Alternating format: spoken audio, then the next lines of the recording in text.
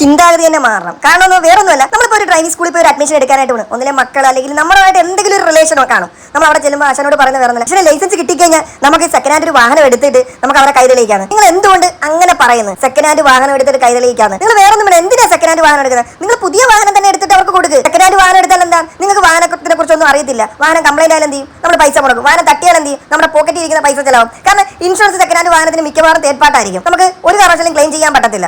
വണ്ടി മതിലിൽ തട്ടുകയോ എവിടെയെങ്കിലും കൊണ്ടുവരാഞ്ഞാൽ. പുതിയ വാഹനമാണെങ്കിൽ നമ്മുടെ കയ്യിൽ നിന്ന് പൈസ പോകത്തില്ല. നമ്മളിപ്പോൾ പഠിച്ച് ലൈസൻസ് എടുത്തു കഴിഞ്ഞാൽ എന്താണ്, നമുക്കൊരു പേടിയാണ് ഉള്ളിൽ. വണ്ടി വല്ലയിടത്തും കൊണ്ട് തട്ടിക്കഴിഞ്ഞാൽ നമ്മൾ പുതിയ വാഹനമല്ല. ഒന്നുകൊണ്ട് നിങ്ങൾ പേടിക്കേണ്ട.